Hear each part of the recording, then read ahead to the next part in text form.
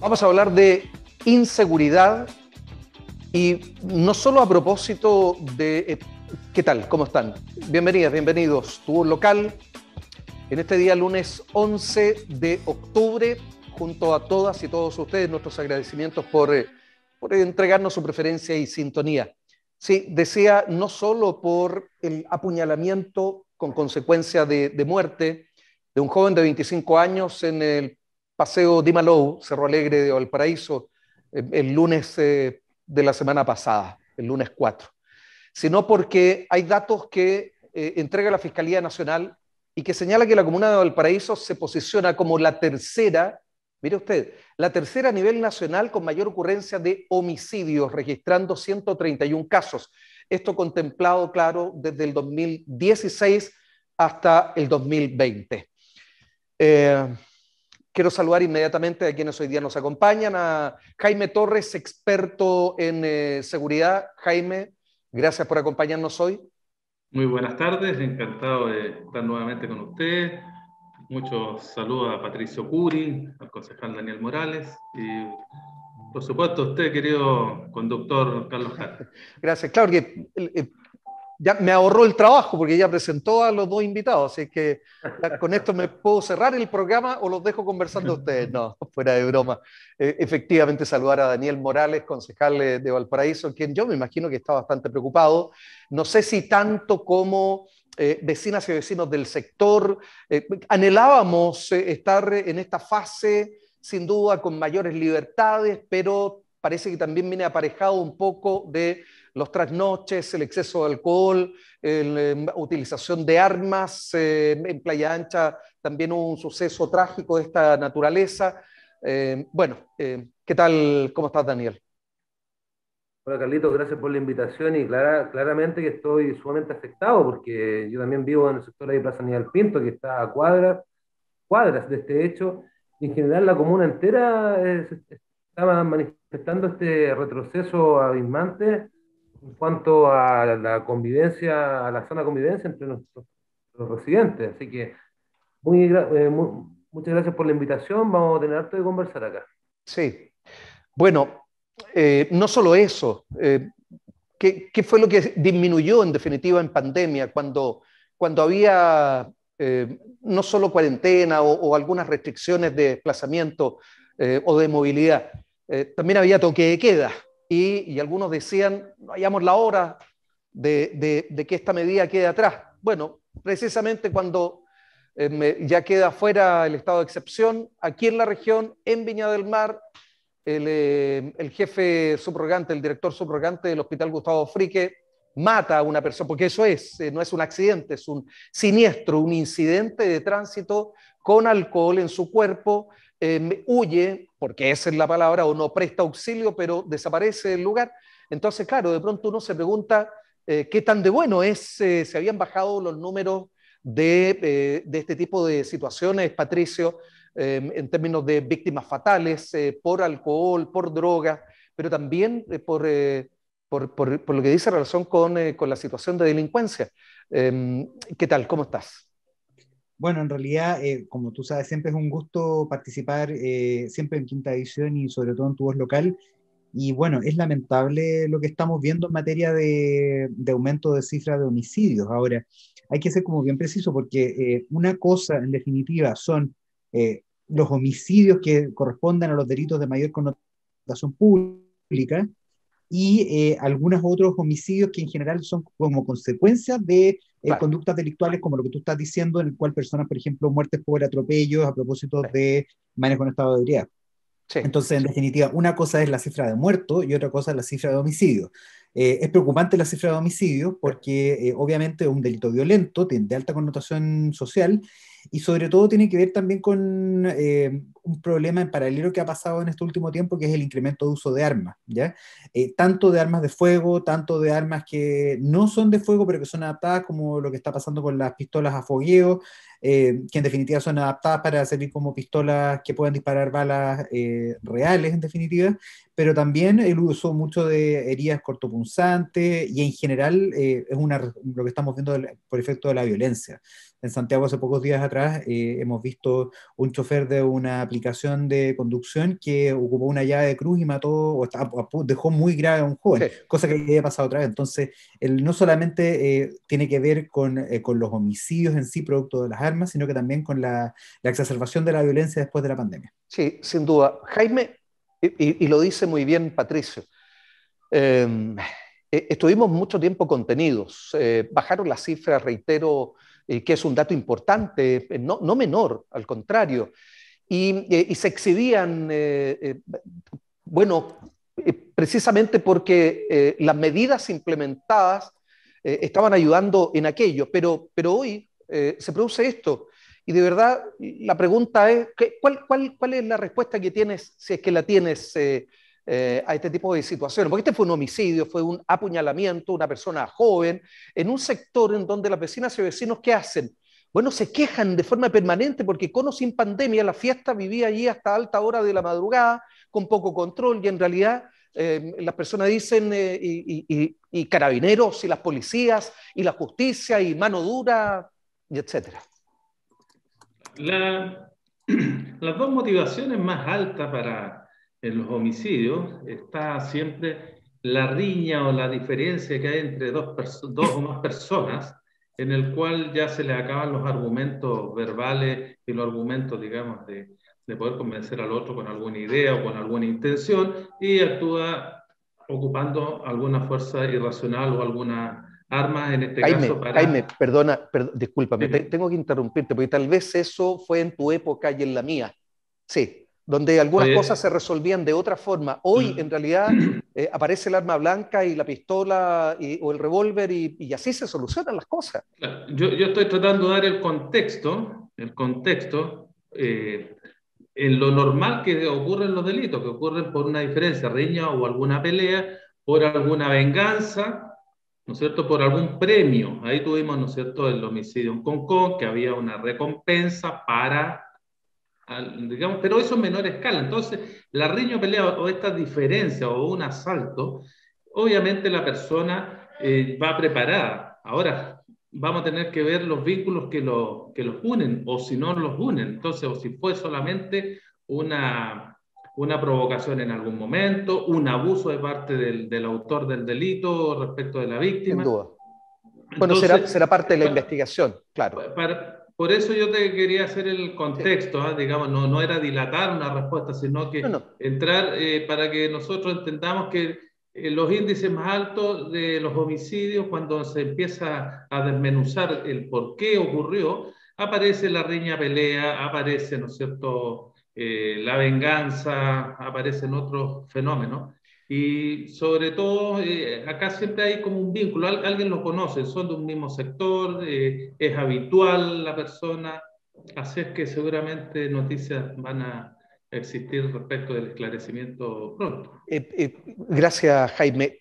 Daniel, yo no conocí personalmente a este joven de 18 años que también falleció en aquel sector, pero sí mi hija, la menor, porque estudió en el mismo establecimiento, colegio siglo XXI de Curauma, en un curso distinto. Sí, mi hija egresó antes que lo podría haber hecho él. Yo no nos puede evitar pensar en la tragedia de lo que implica esto. Si esto, claro, son cifras, porcentajes, y claro, parto diciendo 131 casos desde el 2016 al 2020, la comuna de Valparaíso, la tercera a nivel nacional. Pero no solo es eso, es toda una tragedia y la sensación de inseguridad, además de las vecinas y vecinos. Y que decir un sector, en un tiempo en donde Valparaíso necesita reactivarse, mira lo que ocurre. Claro, es penoso, Carlos. Mira, yo lo que he estado tratando de transmitir acá en este tema, que no solamente se refiere a las policías, claramente acá hay un abanico de autoridades que yo creo en lo particular no han hecho el trabajo que corresponde oportunamente, no se han coordinado, el principio de coordinación no está presente, pero ya es un buen tiempo tal vez tiene algún incluso aspectos políticos de falta de comunicación y coordinación, quién sabe, pero el hecho concreto es que se ha generado una atmósfera de permisividad en Valparaíso, en la comuna en general, donde cada cual hace lo que quiere, desde la convivencia cotidiana más mínima hasta grandes delitos y grandes situaciones delictuales como la que hemos visto.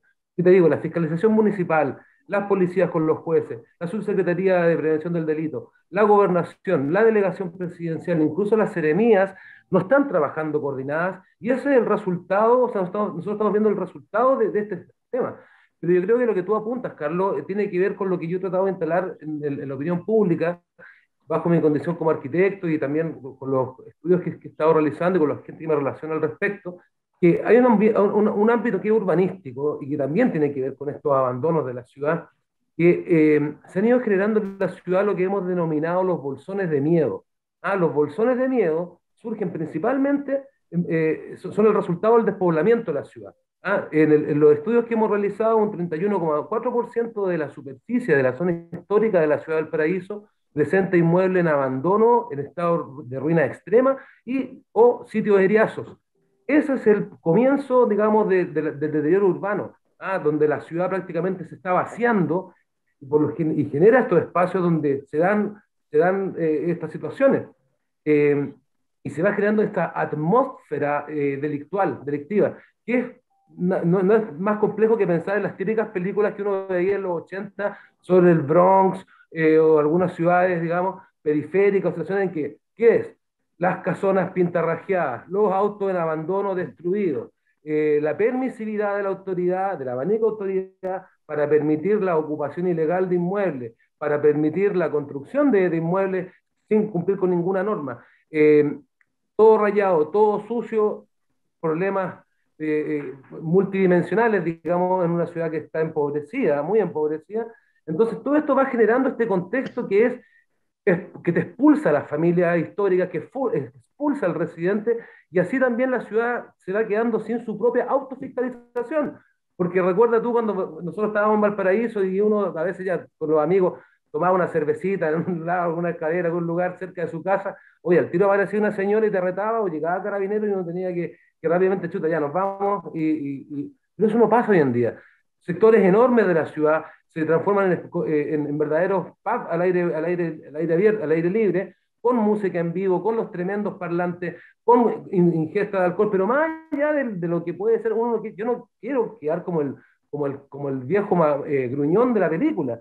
Yo lo que voy es que la autoridad no está haciendo su trabajo, no está haciendo su labor. Aquí no es andar persiguiendo gente, pero ya cuando esto pasa, por ejemplo, el tema ambulante, pasan a ser de personas que vendían por necesidad propia a grupos organizados que distribuyen zapatillas y cosas frente a los locales del comercio establecido, y eso, a vista y paciencia, todo el mundo sabe que existen estos grupos organizados que generan trabajo informal, malas condiciones precarias, en fin, todo eso, y no se hace nada, eso es grave. Bueno. Y en el tema, y termino con esto, Carlito, y con el tema de los carretes, exactamente lo mismo. Ya no es que esté un grupo tomando una cervecita, echando la talla, que uno puede pensar que algo normal, natural, que hasta podría pasar.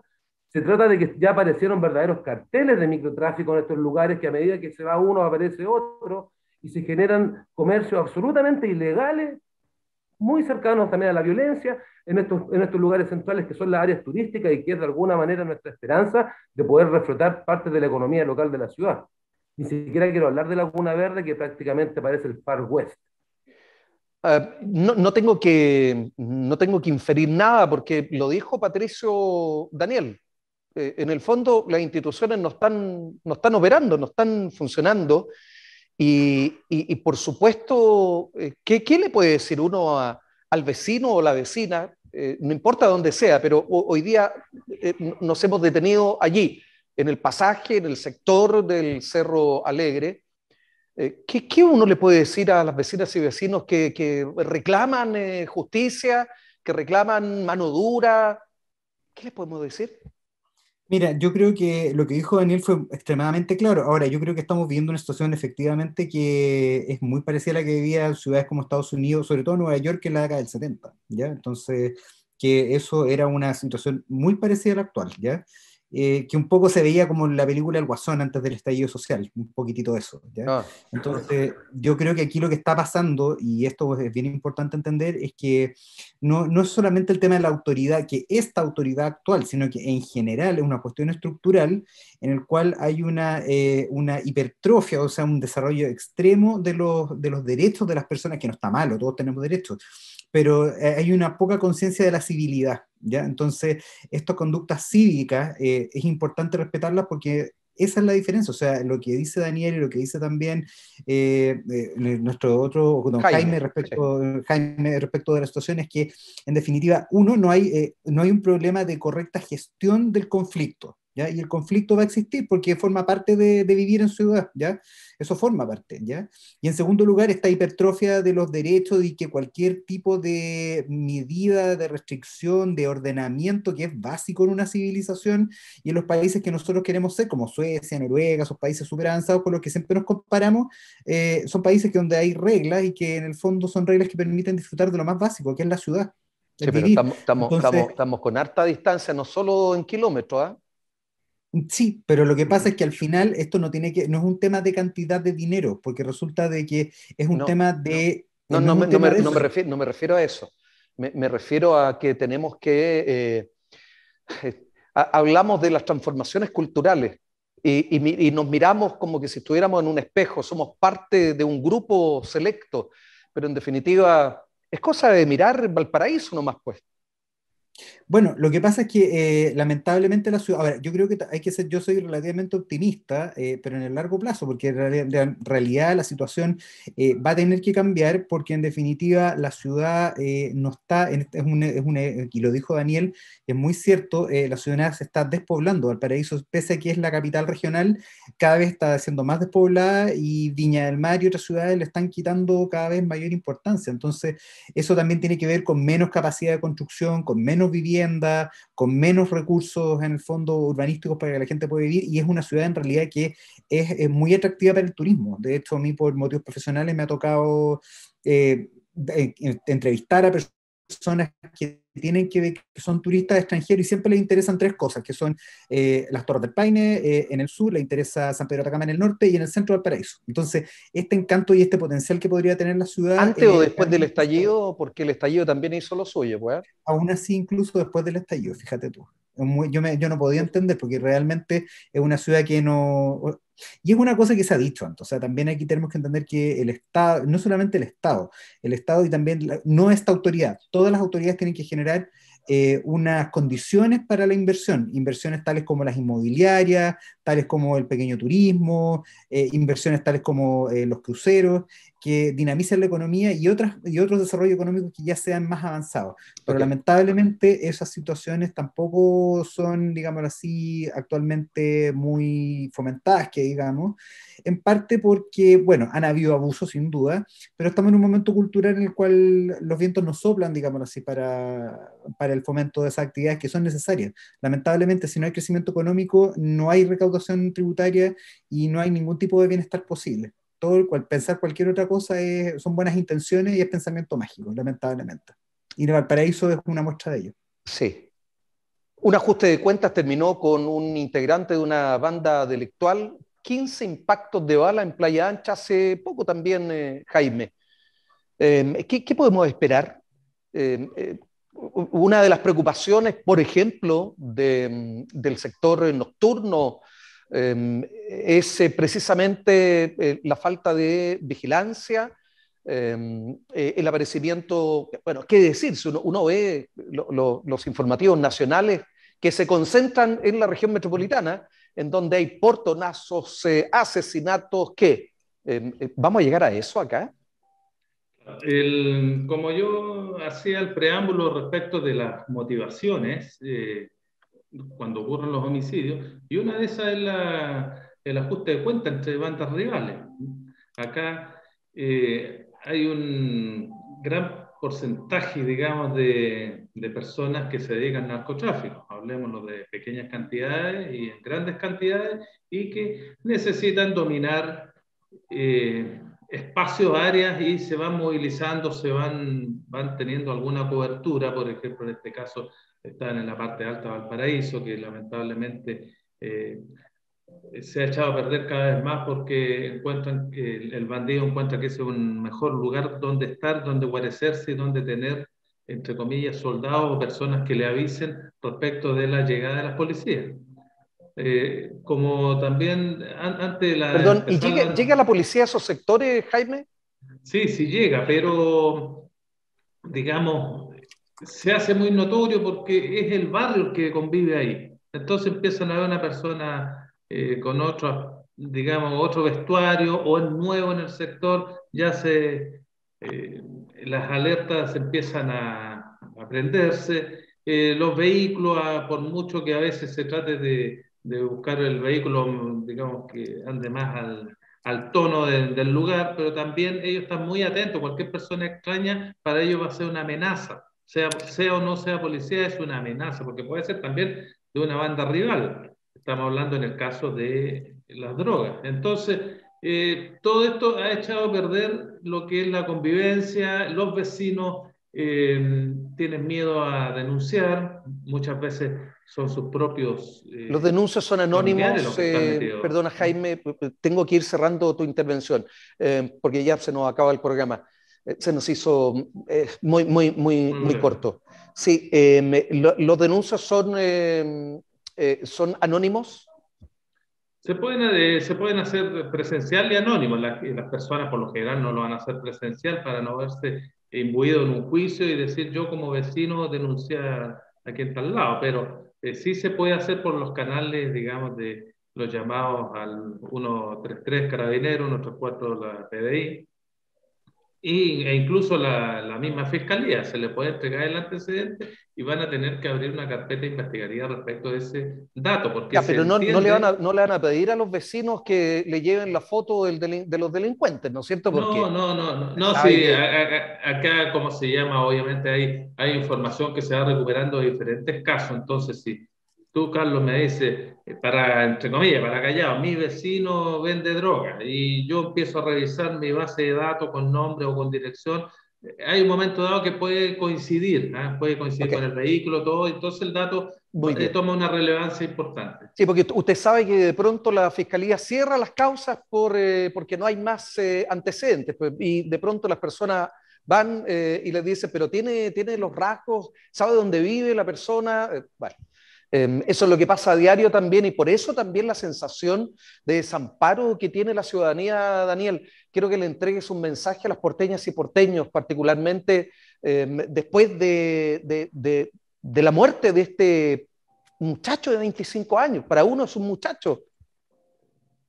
Claro, es terrible. Mira, yo te quiero decir, Carlito, que por un lado, en el contexto electoral que estamos viendo, he tenido conversaciones, estoy teniendo conversaciones con muchos de los candidatos y candidatas del sector de la izquierda para hacerles ver que el tema de la seguridad no es un patrimonio, digamos, de la derecha, digamos, que siempre se asocia como que o es orden o derechos civiles. No, acá tienes una cosa que es de convivencia, sobre todo el paraíso, que es un anfiteatro que se mira todo el tiempo a sí mismo y que todos estamos pendientes de lo que está pasando, y situaciones en un sector nos afectan directamente en otro. ¿Ah? Porque la problemática es multidimensional. Entonces he abogado a que esa sensibilidad, digamos, de la izquierda o de visiones más sustentables, digamos, están más cercanas, digamos, a una parte humana más que económica o economicista, es instalar el concepto de que Valparaíso, el tema patrimonio es sinónimo a su excepcionalidad. Valparaíso es una ciudad excepcional y por eso fue considerada Patrimonio de la Humanidad. Ahora, esa excepcionalidad es la que le juega en contra muchas veces, donde las políticas públicas nacionales, que son muy genéricas, están pensadas para Santiago, digamos, para lugares planos y para ciertas economías, digamos, son distintas en Valparaíso. Por lo tanto, el llamado es que al mundo, insisto, en el mundo público y en el mundo político, en este caso, en que nos pongamos las pilas en esa coordinación y en esa visión liderada para poder salir a flote. ¿Qué le puedo decir a la gente? Exijamos que la autoridad haga su trabajo, exijamos que las cosas se desarrollen. Mira, esta excepcionalidad en lo público ha generado conflictos y no se han podido hacer proyectos importantísimos públicos, como el edificio de neurociencia, Subercasó, los ascensores en su mayoría están parados y están detenidas las obras de reparación y activación. el borde costero incluso. Los temas de vivienda, Carlos, los temas de vivienda son completamente distintos. Pensar una vivienda social en un lugar plano, claro, en la periferia, sí, a pensar en un lugar con pendiente que tendrían perfecta accesibilidad al centro y sería más barata su vida y todo, pero nada de eso se genera. Las tasaciones del Serviu siguen elevadas, por lo tanto no es posible llegar con viviendas sociales o públicas mixtas de ese 19 Daniel, a lugares se nos fue el tiempo. Para el privado tampoco atractivo, entonces vamos y exijamos que quienes están ahí en el asiento hagan su trabajo. Ese es mi llamado, Carlito. Muchas gracias por esta invitación. Tremendo tema. Sí, claro, nos faltó tiempo, en realidad. Quiero agradecer a Jaime Torres, experto en seguridad, a Daniel Morales, concejal de Valparaíso, y a Patricio Curi, abogado. Bueno, es de esperar bueno no tener que reunirnos. Muy bueno lo invitado. Sí, bueno es de esperar no tener que reunirnos para reflexionar en una próxima oportunidad sobre este tipo de hechos trágicos, sin duda. Pero bueno, sabemos que esto seguirá ocurriendo, por desgracia. Hay que salir al camino, hay que adelantarse, sin duda, y dar una respuesta a las vecinas y vecinos que después de esto, es decir, yo si viviera ahí, de verdad que me costaría salir a la calle, más todavía si se trata de noche. Gracias, Patricio, gracias, Jaime, gracias, Daniel. Nos vemos.